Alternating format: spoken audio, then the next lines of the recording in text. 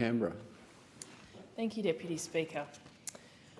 I rise today to pay tribute to the Honourable John Charles Kerin AO, a remarkable Australian and a dedicated public servant, a proud member of the Australian Labor Party, committed to the people of Australia and who served them with passion, intellect and a sense of unwavering duty.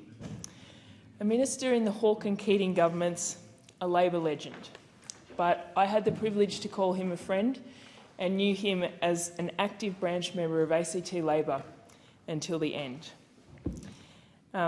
It was always a little daunting and a great honour to have him come and join me on the campaign trail, both in 2019 and in 2022, and to have him stand on street stalls in the Canberra cold with me and talk to voters. I was particularly touched when, after I was pre-selected, to have John and his wife June reach out to me and offer their advice and their support.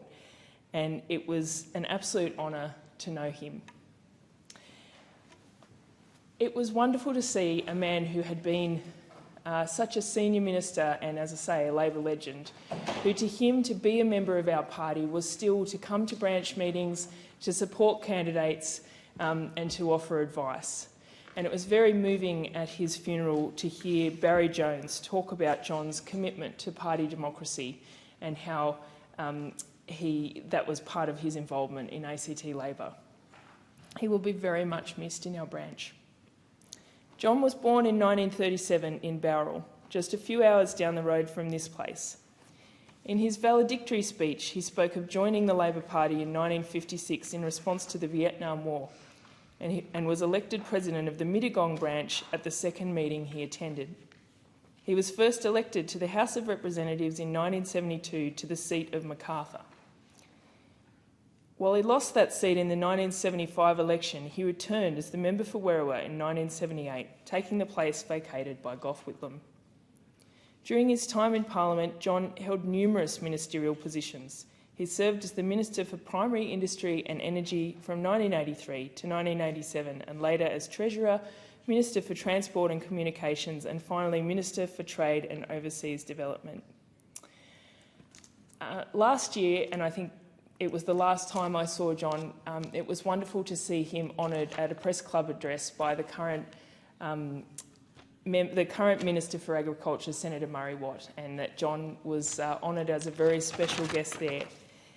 And that Minister Watt, described him as Australia's best and most reformist agriculture minister, a view I know that is widely held. John's service extended far beyond his political roles. Prior to his political career, he had pursued various occupations, including as an axeman, a bricksetter and a farmer, roles that would help guide and shape his politics. He worked as an economist for the Bureau of Agricultural Economics, where he contributed significantly to shaping agricultural policies. John was passionate about environmental sustainability, serving as chairman of the Australian Advisory Council on the Environment and as a member of the Australian Development Assistance Agency Board. In 2001, he was recognised for his leadership and appointed as a member of the Order of Australia. And in 2018, he was appointed as an officer of the Order of Australia. Beyond his professional achievements, John is remembered as a really a special friend to so many, a very caring and genuine person. He had a keen interest in the arts, music, travel and the natural world, including birds and the beauty of the Australian bush. Those who had the privilege of knowing John will remember his sense of humour. His valedictory speech is an entertaining mix of warmth, political insight, humour and advice. Many of the themes remain relevant today, including female representation in politics, the impact of our jobs on our families and the quality of political journalism. In one insight, he described life in Canberra as a combination of theory, egomania, megalomania, media mania and the rules of Gaelic football in a derived environment without any bottom line. His was a life well lived, and he leaves an enduring legacy. He leaves behind a remarkable contribution to Australia's political landscape, agricultural sector and environmental sustainability, inspiring future generations to pursue public service with dedication, integrity and compassion. My sincerest condolences to June and John's family.